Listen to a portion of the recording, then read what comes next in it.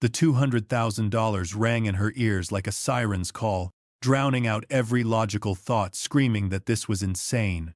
Pretend to be his wife. 4 days. Christmas, with his billionaire family. The desperate look in her boss's stormy gray eyes told her this wasn't just another corporate transaction, this was survival. His survival. And maybe hers, too.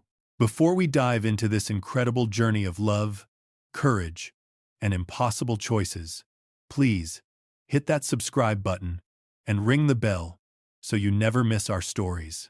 And I'd love to know, where in the world are you watching from? Drop your city in the comments below.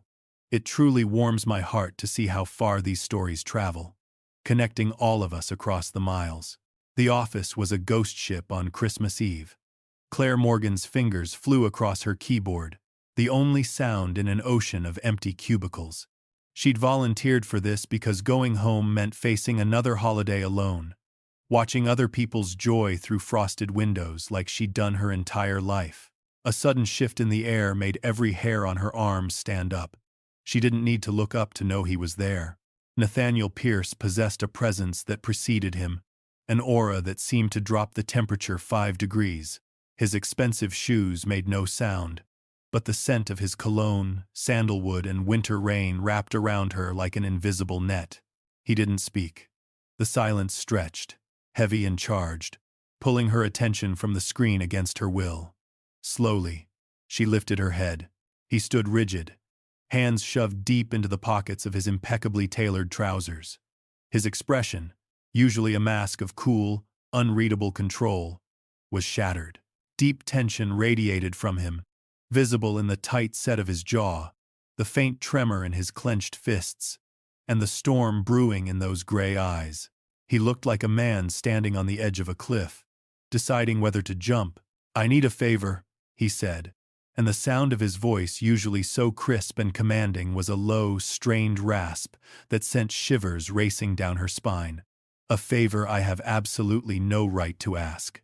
Claire's fingers froze over the keys. In 2 years as his administrative assistant, they'd maintained perfect professional distance.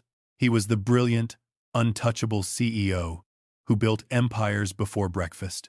She was the efficient, invisible assistant who made his impossible schedule work. They'd never had a personal conversation. Never. "Of course, Mr. Pierce," she replied, her voice sounding unnaturally formal in the vast emptiness. "What do you need?" He finally met her gaze, and what she saw there knocked the breath from her lungs. Raw desperation, barely contained panic. This wasn't the man who faced down hostile boardrooms without breaking a sweat. This was someone drowning. "I need you to pretend to be my wife," he stated, each word dropping into the silence like stones into a frozen lake. He paused, letting the impossible statement hang in the air between them. "Tomorrow. For Christmas. For 4 days." The world tilted sideways. Claire stared at him, certain she'd misheard, certain this was some bizarre Christmas Eve hallucination brought on by too much coffee and too little sleep. But the look on his face was devoid of humor. It was the stark, unvarnished expression of a man at the absolute end of his rope. I don't understand," she stammered, feeling her carefully constructed professionalism shatter like thin ice. He took a deep, unsteady breath. "My family." The word came out like a curse. "They're controlling.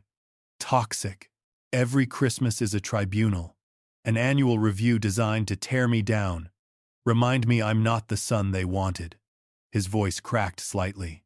"They've been pressuring me relentlessly to settle down, present a stable front for the company's reputation. If I show up alone one more year." He didn't finish, but she could see the cost of that scenario written in the tension of his shoulders. He looked back at her, his gaze burning with desperate intensity. "I chose you because you're discreet. You're brilliant at reading people and situations, and you're the only person in this entire building who treats me like a human being instead of a prize to be won."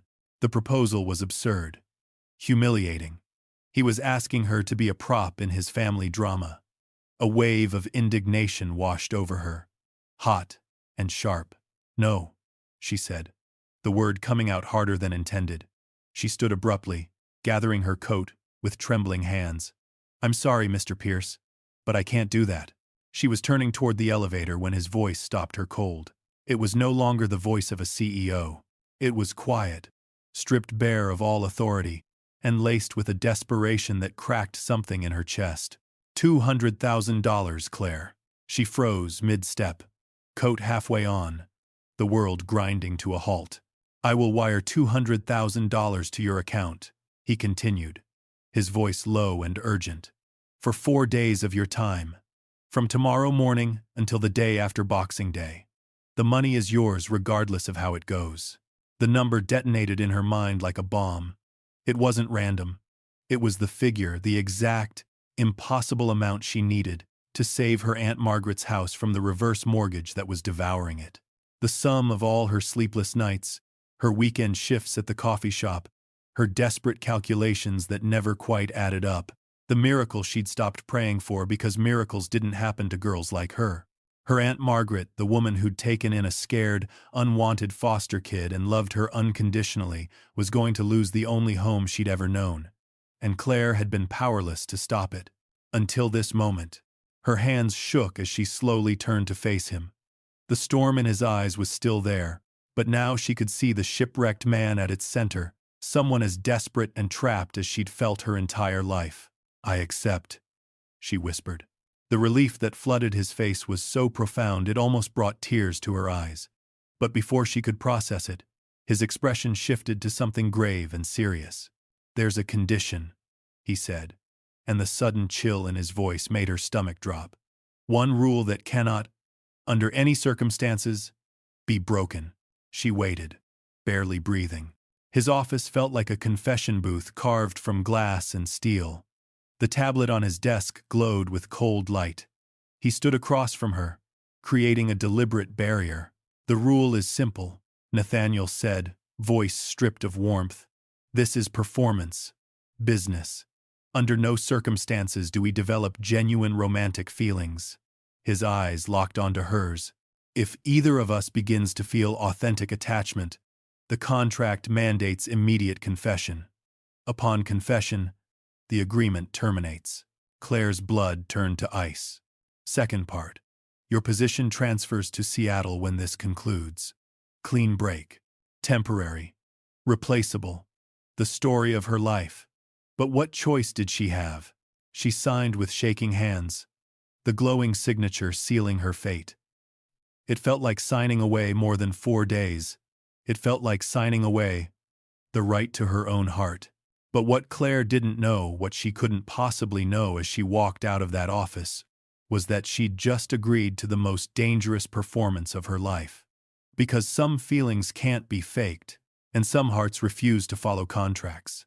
Christmas morning arrived wrapped in brittle sunlight and Claire's spiraling panic.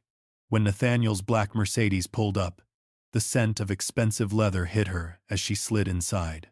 He handed her a small velvet box without a word. The engagement ring inside was breathtaking.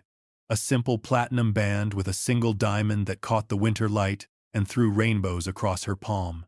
It felt heavy, significant, real. "It was my grandmother's," he said quietly as she slipped it on. The metal was cold against her skin, but it fit perfectly, as if it had been waiting for her finger all along. "It's the only thing in my family that was ever given with love." The drive to the Pierce estate was 2 hours of mounting dread, punctuated by his clinical briefings. "My mother is Eleanor Pierce. She reads people like others read. Books, misses nothing, forgets nothing. My sister Victoria." His jaw tightened, knuckles white on the steering wheel. "She destroys things for sport. Don't let her get in your head." Claire nodded, unable to speak past the fear closing her throat. Through the window, she watched the landscape change from city to sprawling estates, each house larger and more imposing than the last. Then she saw it.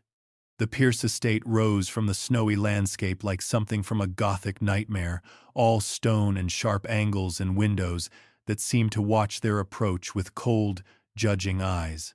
Gargoyles, perched on the corners. No warm Christmas lights, just cold white spotlights making the snow look blue. "Remember," Nathaniel murmured as they pulled through iron gates that clanged shut behind them with terrifying finality. We're madly in love. Newlyweds. Can't keep our hands off each other. His hand found hers, and the contact sent electricity shooting through her entire body. She wasn't sure she'd have to act at all. The door swung open before they could knock. Eleanor Pierce stood in the doorway like a queen surveying her kingdom. Tall, severe, with silver hair pulled into a ruthless bun and eyes the same piercing gray as her son's. Those eyes swept over Claire with surgical precision, cataloging every detail, every weakness, every thread out of place. "Nathaniel," she said, her voice cool as winter frost. "How unexpected that you finally brought someone home." Her smile was all edges. "Do come in." The interior was museum perfect and just as warm. Crystal chandeliers, marble floors, uncomfortable antique furniture that looked designed to make guests feel unwelcome. The scent of expensive floral arrangements couldn't quite mask something else, old money and older resentments. "And this must be the mysterious bride," Eleanor continued, still blocking the doorway. "How very sudden this all was. We didn't even know Nathaniel was seeing anyone. And then," she snapped her fingers, the sound like a gunshot. "Married. One might think you were hiding her, or protecting her," Nathaniel replied smoothly, his hand settling protectively on Claire's lower back. The warmth of his palm through the thin fabric of her dress made her skin tingle. "Claire, this is my mother, Eleanor. Mother. My wife, Claire." The word wife hung in the air like a challenge. Eleanor's lips curved into something that wasn't quite a smile. "Well, let's not stand in the cold. Come meet the rest of the family." What happened next was a masterclass in psychological warfare, disguised as holiday cheer. Victoria Pierce appeared at the top of the grand staircase like a villain in a play, blonde, beautiful, and radiating calculated cruelty. She descended slowly, her hand trailing along the banister, eyes fixed on Claire like a predator spotting wounded prey. Well, she purred, circling Claire slowly. "So, this is the secretary who caught my brother's eye. How very unexpected." The word dripped with poison. "Administrative director," Claire corrected quietly, finding her spine. And yes, unexpected things are often the most real. Something flickered in Victoria's eyes. Surprise, maybe, or grudging respect. But it vanished quickly. Dinner was elegant torture. The dining room could seat 30. They were only 6, scattered at one end of an impossibly long table. Each course was a test, each question a trap. Eleanor struck with surgical precision. "Tell us about your family, Claire." "I was raised by my aunt. My parents died when I was young." "Oh? Any siblings?" "No." "Education?" "State school. Business degree." "How?" "Practical." The word was poison, wrapped in silk. Under the table, Nathaniel's hand found her knee, a gentle squeeze that sent heat racing up her thigh. Victoria attacked during dessert. "So this whirlwind romance. One day you're his secretary, the next you're married? Almost like something from a contract." Claire forced herself to meet Victoria's gaze. "When you know, you know. I couldn't imagine my life without him." She turned to Nathaniel. "He sees me, really sees me." The raw honesty surprised even her. Across the table, Eleanor's expression shifted. That night in their shared guest room, Claire stood by the window, arms wrapped against a cold that had nothing to do with temperature. The room was beautiful and lifeless, a museum exhibit titled, "Where Joy Goes to Die." Behind her, Nathaniel removed his jacket, loosening his tie. In the lamplight, he looked younger, less guarded. "You were incredible today," he said quietly. "Your family is terrible," she replied. And he laughed, a real laugh that transformed his face. "I know." He moved to the couch. "I'll sleep here."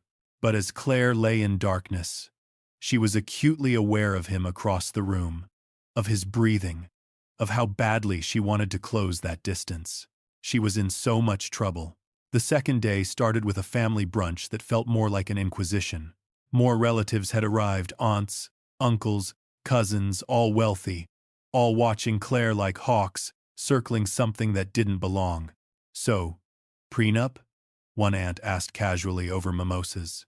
Claire nearly choked on her coffee. Of course, Nathaniel interjected smoothly, his arm sliding around her shoulders in a gesture that looked casual but felt protective. Standard procedure. Smart boy. The aunt nodded approvingly. Can't be too careful with fortune hunters these days. The implication hung in the air like smoke. Claire felt her cheeks burn, but Nathaniel's fingers squeezed her shoulder gently. A silent message. I've got you. She excused herself to the bathroom, needing air. The door opened behind her. Victoria. You're good, the other woman said, leaning against the counter. Very convincing. Claire straightened. I'm not sure what you mean. Please. I know my brother. He doesn't do love. So whatever this is, whatever he's paying you, I hope it's worth it. Something in Claire snapped.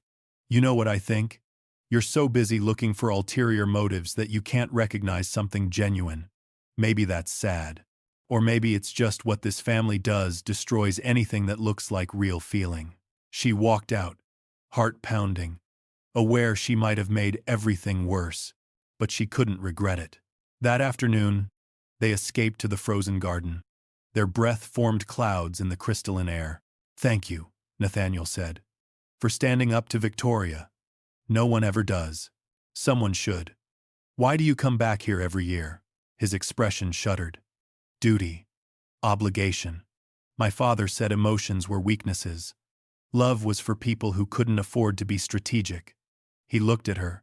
I used to believe him. And now? Now I'm starting to think he was wrong about everything. The air crackled. Claire's heart hammered. This was the dangerous precipice where pretend threatened to become real. Nathaniel. Mr. Pierce!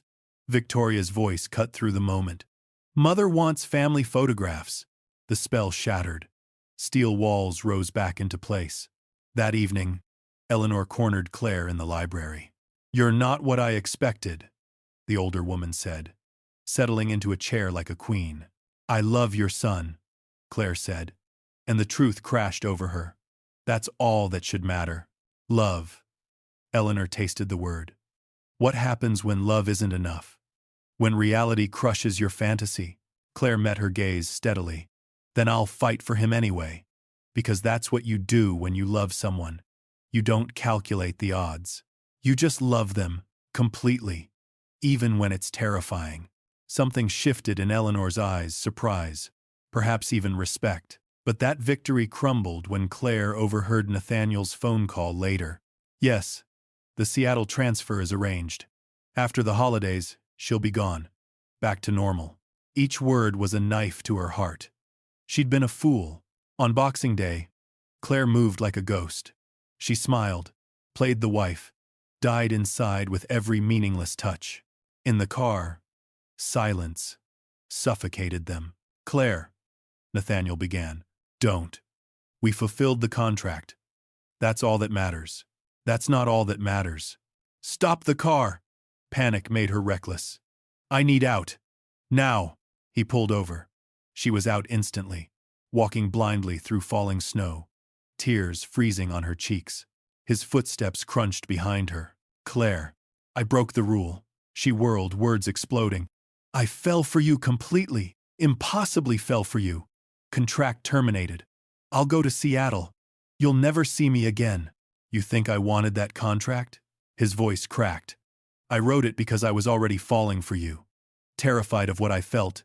Terrified you'd never feel the same about someone like me. Someone like you? Someone broken. Raised by wolves in expensive suits. Someone who doesn't know how to love. You're wrong. Her heart broke and healed simultaneously. So wrong. Then prove it. Stay. Don't go to Seattle. Choose me. Not the money. Not obligation. Just me. I don't want your money. I never did. I wanted. He kissed her. Or she kissed him. Suddenly they were wrapped together in the snow, kissing with desperate hunger. His hands in her hair, hers clutching his coat, the kiss tasting like tears and coming home. When they broke apart, breathless, he rested his forehead against hers. Snow melted on their faces. "I love you," he whispered. "I love your kindness, your strength, how you stood up to Victoria. I love that you treat me like a person, not a position. I love you too," she interrupted, laughing through tears. "And I'm not going to Seattle. Good. Because my mother told me if I let you go, I'm a bigger fool than my father. She respects fighters. And you're the strongest fighter I've ever met." 8 months later, Claire stood in a sun-drenched courthouse wearing a simple white dress, holding Nathaniel's hands as they spoke vows they'd written themselves. No family politics, no performance. Just truth. "I promise to see you," Claire said, her voice steady despite the tears streaming down her face. "To really see you, every day. Not the CEO or the Pierce heir, but the man who makes terrible coffee and hums off-key in the shower and fights for what matters." "I promise to choose you," Nathaniel replied, his voice thick with emotion. "Every single day. Over duty, over obligation, over fear. You are my home, Claire. You always will be." Aunt Margaret sat in the front row, sobbing happy tears. The reverse mortgage was paid. The house was safe. But more importantly, Claire had found something worth more than financial security. She'd found a love that refused to be contained by contracts or rules or fear. The real surprise came 3 weeks after the wedding. A knock at the door of their modest house, not the Pierce estate, but a home they'd chosen together in a neighborhood filled with actual families and laughter. Eleanor Pierce stood on their doorstep, looking almost uncertain. "I have something for you," she said to Claire, her usual severity softened by something that looked remarkably like affection. She handed Claire a small, worn box. Inside was a delicate gold locket, tarnished with age and clearly precious. "This belonged to Nathaniel's grandmother," Eleanor explained, her voice gentler than Claire had ever heard it. "She was the only person in our family who married for love instead of advantage. She always said love was the only thing worth fighting for." She looked at Claire with an expression of grudging admiration. "She would have liked you. You remind me of her, stubborn, brave, and entirely too good for this family." Claire's eyes filled with tears as she hugged her mother-in-law for the first time. She felt Eleanor's surprise, then the older woman's arms slowly, tentatively returning the embrace. "Thank you," Claire whispered. "For trusting me with him. Thank you," Eleanor replied quietly. "For teaching him it's okay to feel." 1 year after that snowy Christmas Eve that changed everything, Claire stood in the nursery of their home, one hand resting on her growing belly as she hung a tiny stocking on the mantel. The room glowed with warm lamplight and the soft colors they'd chosen together, nothing like the cold perfection of the Pierce estate. Nathaniel's arms wrapped around her from behind, his hands covering hers protectively over their unborn child. "Careful, Mrs. Pierce," he murmured against her ear, and the joy in his voice made her heart swell. "You and our little passenger shouldn't be overdoing it." She leaned back against his solid warmth. They'd married for real, built a life that was theirs, alone. And in 2 months, they'd welcome a baby into a home filled with the kind of love neither had known as children. "Do you ever regret it?" she asked softly.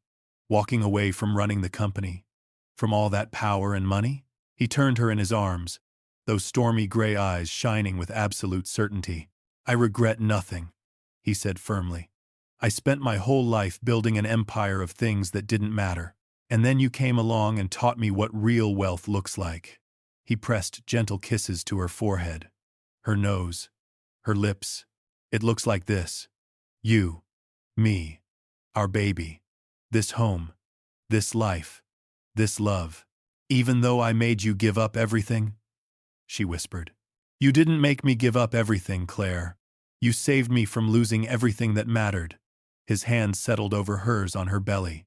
"This, right here, this is everything. You are everything." As snow began to fall outside their window, Claire stood wrapped in her husband's arms, surrounded by the soft glow of Christmas lights and the infinite promise of tomorrow. Their story had started with a desperate bargain, a contract written to keep hearts safe and feelings controlled. But love, real love, couldn't be contained by contracts or rules or fear. It demanded to be felt, to be lived, to be fought for. And they had fought for each other, for this life, for the right to choose love over obligation, truth over appearance, and hope over fear. This Christmas, unlike all the Christmases before it, Claire wasn't standing on the outside looking in at other people's joy. She was home, finally, truly, irrevocably home. And as Nathaniel held her close, whispering promises of forever against her skin, Claire knew with absolute certainty that some contracts were meant to be broken, because sometimes, breaking the rules is the only way to find your way to the truth. And the truth was simple, beautiful, and real. They had found each other, saved each other, and loved each other into becoming the people they were always meant to be, together, forever, home.